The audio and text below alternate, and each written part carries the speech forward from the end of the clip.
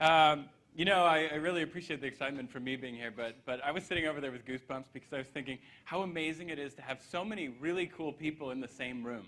I mean, it's one of the last sunniest weekends in Vancouver, and all of you chose to be here in this idea and the spirit of making the world a better place.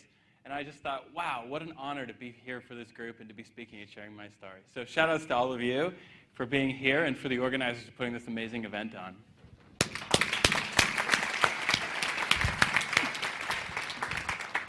So I want to start today with a question. Why do you do what you do? That's the right answer, actually. But really, when you think about it, what you do in life, what you choose to do, when you wake up, what you do for work, what you do for hobbies, why do you choose to do what you do? How much does it mean to you? Can we turn that down a little bit? A little echo. So for me, that was a question that I struggled with most of my life. And it wasn't until recently that I learned to answer that question. And what happened was this amazing explosion of passion and life and vitality. And everything in my life just became so much better. And so today what I want to do is talk with you about that process, about my life, about how I got there, about what happened and what changed for me, about how you might go about finding that same kind of thing and connecting with it. And then I think we allowed a little bit of Q&A after. So if there's something that kind of strikes you, we can chat about that at the end. So first off, talking about me kind of growing up. I was one of these kids with an IQ that rivaled Einstein, but an attention span that was more like a squirrel. I couldn't focus on anything. And it was kind of cool for people. They had a lot of fun with me, but it was a nightmare for the teachers. I spent a lot of time in the hallway. In fact, so much that it was fun, but then I became kind of lonely in that process. And I got labeled as a bad kid. And so my childhood was fairly difficult. I grew up with a single mom who was just above the poverty line, an only child, and not a lot of friends. A difficult childhood that I was bullied and was overweight and had anxiety and depression and all these kind of crazy issues. In grade 6, I was actually expelled from school. I don't think there's many people that get expelled from elementary school. I think that's kind of a bragging, right? I don't know. Somehow I kind of made it through and kept up and got back into school at grade 8. And I loved it. It was fun for a while, straight A's, but then got bored. It was just kind of not for me. And by grade 9, I had dropped out. I went into the workforce. I applied myself. I started in sales. And I was always the hardest working person in whatever job I took. And that really propelled me through my career. But what drove me was really this feeling of being the outcast, of not being good enough. And some of you know what I mean. If you've had a difficult childhood, if you've had difficult circumstances in your life, sometimes that kind of pushes you from darkness. And I started a business at 19, and my sole purpose was to prove that I was good enough, that I was better, actually, than everyone. I wanted to prove that to the world. I wanted to prove that to myself. And that was great because I worked really, really hard, but it was terrible because I sacrificed everything in the process. I think some of you know what I mean. We've all gone through those phases where we work just a little too hard. And we see what that's like when we sacrifice our family, our life, our friends, our health. All those things happened for me. I had the business success on the outside. In a couple years, we were at $2 million in revenue and 21 employees, but I just hated my life. I had anxiety all the time. I could barely get out of bed some days. I tried to cope with alcohol, and when I couldn't sleep, I would use sleeping pills, and it just kept getting worse. I had health symptoms that started to come up, colds that came a little bit more frequently, headaches, exhaustion, stomach aches that got worse and worse. Anyone ever had that experience where you've pushed yourself a little too far and your body says no? Yeah, right? We all identify with it. And so for me, I was so hell-bent on proving that I had value that I just kept going, and I ignored that. And then it kept getting worse, actually. I got these full-body stress itches. My body was saying, hey, you need to stop. You need to pay attention. And then eventually I got this little spot here on my chest. And after 6 doctor's visits, I found myself in the BC Cancer Agency, not really knowing what I was going to expect. They said something was abnormal. And I remember the oncologist telling me that I had a rare type of cancer, and that in the next week I would have to start chemotherapy. And I remember what that was like. It was like a bomb went off. You ever heard one of those really loud sounds and then your ears ring and you're like, oh. It was like that. The room just, yeah, somebody? Okay. Do we need to turn it down a little more, or are we okay? Can we turn it down a little bit, maybe? Okay. So I'm sitting there in this office with this doctor's prognosis of chemotherapy, and really in shock. And at first I was in denial. And so I decided I would apply some of my research habits and go online and see if I could prove them wrong. I went on to PubMed, I pulled some papers, and I brought down a paper that showed that if I had more than one spot, the overall survival time was not changed by doing chemotherapy. And I went back to this doctor, and I said, hey, here's this paper. Keep in mind, I'm a 24-year-old kid. Nobody else is in there with me. I haven't told anybody. And I said, hey, I found this paper that said maybe these other spots, if they're related, we shouldn't do chemotherapy because I'm going to die. It doesn't change the fact that I'm going to die, so why don't I live a happy life instead of doing chemotherapy? And I remember what the doctor said. I'm the oncologist. I'm the expert. I don't need to read the paper. I know what I'm doing. You got to get in there and just do this chemo. I said, I read the paper. This is what I have. We need to check these spots. And the oncologist said, no. And so I said, you're fired. Just like that, actually.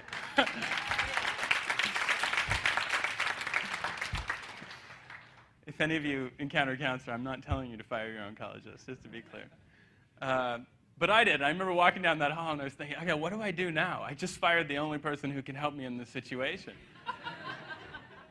So lucky for me, I knew a few people. I made a few phone calls, and there was the guy who ran the lymphoma group. It was a lymphoma type of cancer, who agreed to see me. Someone introduced me to him. And I went in and saw him, and he said, okay, great, let's biopsy it. We checked it out. And he called me the next Saturday. He said, can you come in and see me? Okay, I'll be right there. And so I came in, and he says, okay, well, we biopsied the spot, and it wasn't what we thought it was. And I'm thinking, okay, yes, it's good. I don't have cancer. It's awesome. And then he proceeds to say, actually, it is stage 4, and you're right, and we don't have a treatment for this cancer. And so there was this long pause. And then he said, I know this is a shock for you, but I want you to hang in there and have hope, and maybe we'll come up with a cure. And so I found myself at 24 in this place where life was basically over. There was about 2 years, 2, maybe 3 years on this diagnosis that I had to live. And you know that question that people throw around sometimes? We've all heard it. What would you do if you had 6 months to live? Well, I had 2 years. And so it took me a little while to get over the anger of the situation. But when I finally did, it became about what did I want to do with my time. And I really confronted all those existential questions of, well, how would I be remembered? Who would come to my funeral? Would anybody come to my funeral? What would people say about me? And so I really started to think about that. And if you've never thought about that, I want to encourage you to think about it. I actually sat down and I wrote my eulogy. It's very interesting when you look at your life and you say, what have I done? How have I made the world a better place? How have I served others? And if there's not a good answer to that, then it's a call to connect with something deeper. And that opportunity really, wherever we find ourselves in life, is to connect with our purpose. The thing that fuels us, the thing that makes our life passion, the thing that makes it purposeful, the thing that if you died doing it, you would be happy. If we hold ourselves to that standard, we don't only live a life that's worth living, but we make the world a better place. And so in this moment, I was confronted with this question. And I didn't know really what to do. I had no idea. I had only been about money and about growing the business. And so I decided that I was going to focus on curing cancer. Seems like a worthy cause, right? My cancer at first, this particular rare type of orphan disease. And I thought, well, if I could cure it, well, then I would live. And honestly, I really didn't enjoy life. I don't know that I wanted to live at the time with all that success, but there was just so much stress, and I was so unhappy about it. But I decided I would live, and that's cool, and I could learn more and maybe figure out how to have a better answer to that how I would be remembered question. But if I solved that cancer problem, then I would also help other people. And so I thought that would be a good, worthy cause for me to apply myself to. And that cause became much more meaningful as I went to these support groups for people. You sit and you talk about your cancer and how you're dealing with it.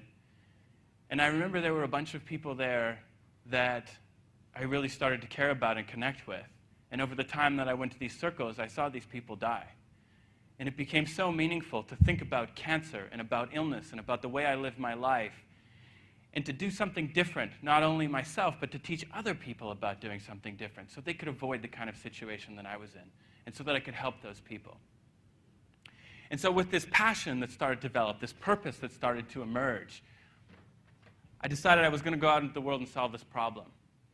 And so I put a call out. I need an MD. I need a really smart, adventurous MD that can help me solve this cancer. Of course, that's not any doctor that would sign up, but I found one. I found a young MD who had just graduated from Johns Hopkins. And he said, I can't help you as a doctor because this is too crazy and I'd lose my medical license, right? But I can help you as a researcher. And so together we went on this adventure around the world, this grand epic story of meeting researchers and shamans and oncologists and theoretical immunologists and lymphoma doctors and endocrinologists and geneticists and epigeneticists. Together we either read or summarized 2,000 papers. I went to dozens of conferences. I read hundreds of books. I went to med school and got year one textbooks, and I just devoured it. And what I found as we approached that edge, trying to create a drug to kill the cancer, was that there's a very different truth about health and about how the mind and the heart work with the body. That when we really look at cancer itself, we don't understand it very well. You see, we describe cancer as this process of a cell that divides, and when it divides, something goes wrong, and there's a genetic error, a genetic deletion. We think of cancer as this process in the body that's broken. But the way it actually is, in many cases, is that these cells change their identity in response to the environment that they're in. It's not genetics, it's epigenetics.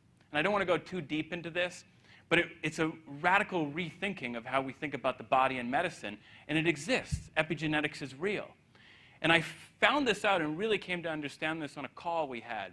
I was digging into this diagnosis, talking with a theoretical T-cell biologist in Japan who worked for an unnamed pharmaceutical company who was trying to develop a drug to cure this type of cancer. And he said, we don't really know why these cells replicate. We don't think they're broken. We think they're responding to something. But we're not really sure what. And so these various ideas emerged, and I asked him what he actually thought it was, and he said, I think it's a hormone or a neuropeptide or a cytokine of some kind. And so this is the best guy in the world with this type of cancer. And he had this theory that basically it had something to do with the way that we think and the way that we show up in the world. And so it really dawned on me, because I had noticed this pattern with this cancer on my body that was progressing in response to how I lived my life. The stress, that illness that we had talked about when we become stressed, how it kind of comes up and our health becomes more difficult. I saw that to an extreme example, and I said, what if that was what causes cancer? Maybe not all cancers, but some types of cancers, including the one I had. And so with only a year and a half to invent a drug, which was basically impossible, I didn't have the $100 million, and I didn't have 5 years, I decided to radically rethink this process. And I went into the idea of healing cancer without any medical intervention. I decided I was totally going to restructure my life. I became a raw vegan. I started meditating. I did yoga. I did a whole bunch of interesting courses that kind of ripped off this shell and got to this beating heart, this darkness that was inside that was consuming me, to really find the light, to find the passion that was in there somewhere, the real will to live and to do something meaningful on this planet. And as I found that, and I started to love myself and connect with myself in a really deep way, and to be of service to the world, I found that this cancer that was progressing all over my body stopped progressing. And as I stayed in this place of peace, it would slowly regress. And I found this secret that exists on the edge of medicine. There's a whole bunch of other people like me. It's a phenomenal truth that no one does anything about. No one talks about it, because no one makes any money about this. Who makes money off us living a happy life? A life that's empowered, that's free from fear. It sounds absolutely crazy. And some of you may say, this guy, what was he doing before? Was he hanging out with that marijuana guy?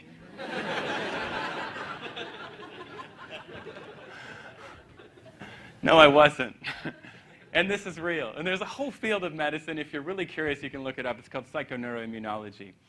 And this is really my passion today. It's about teaching us the power we have over our health to avoid disease, to change the outcomes of disease, any kind of disease, and to even regress disease in the most difficult and complicated of circumstances.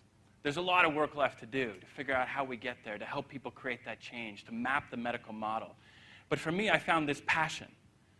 And there was another part of this story that really has become cataclysmic in the results of our business.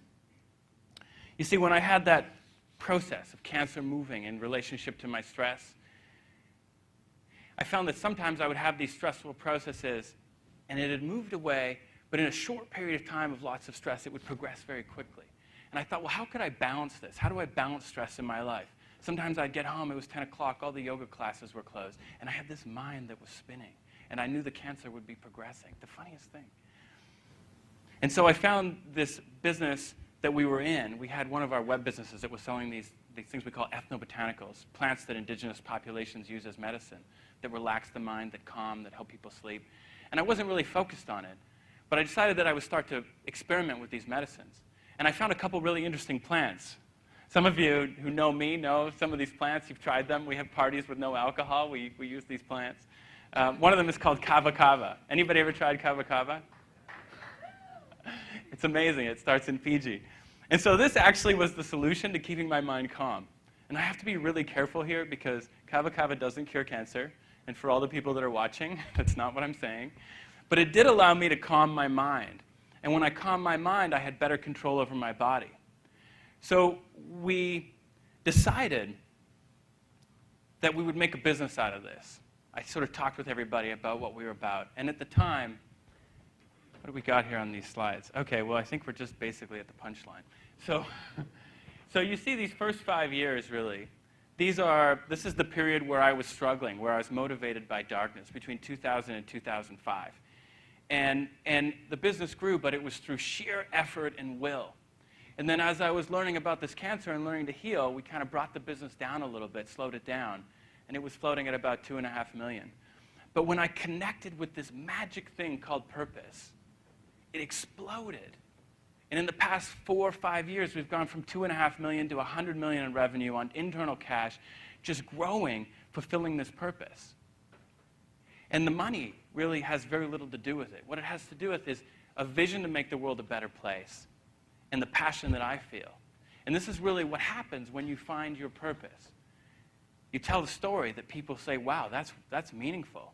So few people are connected with their purpose that when they hear someone and see someone with purpose, it becomes exponential. They gather around and say, I want to be a part of that. How do I join? How do I subscribe? The other thing that happens is this mission of mine to bring these plants to people and to teach people about these things, it's really an impossible mission. I mean, the pharmaceutical industry has done such an amazing job at shaping regulations. You can't say what these plants do. You can barely access them. It's incredibly complicated to make products. The standards are so complicated and the law is so obscure that it is so difficult. But because it's purpose, we push on. We figure it out. We push through. And this is really the main benefit of purpose is no matter how hard the mission is, if you're doing exactly what you would want to be doing if you were to die tomorrow, then it's all fun. You can hit a brick wall at 100 miles an hour, and it just feels like a speed bump. The best part about purpose, though, is every single day is amazing. And so, for those of you that have connected with your purpose, you know exactly what I'm talking about. For some of you that have the hint, you feel it calling you in the distance. It's saying, give me a little more time. Figure out how to get out of what you're in and get over here. Come to me. It's calling you. Me telling you the story, that's the purpose, is to show you what life can be like, what possibilities emerge. The quality of your life is not something to take for granted. You don't need to come to the edge of life like I did to really realize how profound it is to do what actually matters. It's often the things that are the most difficult, the difficult experiences, the challenges, the days when you wake up and say, shit, my life is over. I can't believe that happened. Those things are little hints. Those are glimpses. That call in the distance when you listen. Those things you wanted to be as a child that never go away. Those voices are so important to pay attention to. Today, it's not really feasible for me to somehow empower you all with your purpose. But what I can communicate to you is the absolute importance of honoring it and finding it. And those dreams we set, when they're powered by effort, it's very hard. But when we find our purpose, they explode in possibility. I want to leave you with a gift and a curse. And how many of you use an alarm clock? Okay, so I always used an alarm clock. And I always hit the snooze button as many times as I could. How many people hit the snooze button on their alarm clock? People are like, some days. This year I used the alarm clock maybe 10 times. I go to sleep well, I wake up well, I jump out of bed, I love what I do. Every single day it's a 10 out of 10. When you find your purpose, that's what life is like. And so every day when that alarm clock goes off, for those of you that use one, I want you to ask yourself, am I on purpose? Am I moving in the direction of my dreams? And if I died tomorrow, would I be happy with the quality of my life? And if not, I want you to ask yourself, what should I be doing? Open yourself to the question and change your life forever. Thank you.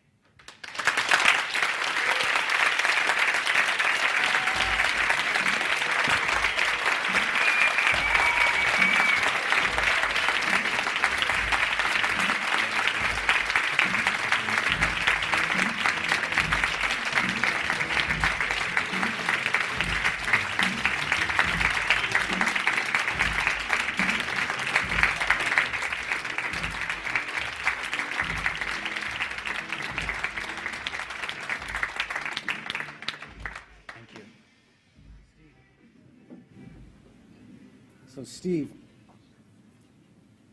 Steve, I'll try this one more time. Here we go. Your people over there, amazing presentation today. Thanks for sharing that, a raw personal story. And your story, your journey continues. You've been so generous. The Zen Conscious Lounge, Vancouver's healthiest restaurant. You're continuing this trend of keeping people healthy in Vancouver. This is a new lounge in Yaletown. Yeah. So, do I get a commercial plug here? Well, the deal with the plug is we have two $100 gift certificates to give away to this restaurant. In 3 sentences, why should people go check out this restaurant? The healthiest restaurant in Vancouver, loving community, no alcohol, these magical relaxing herbs I talked about, and half raw vegan cuisine that tastes as good as any other restaurant in Vancouver, with all the proceeds that go to charity. It's very sweet. It's very sweet.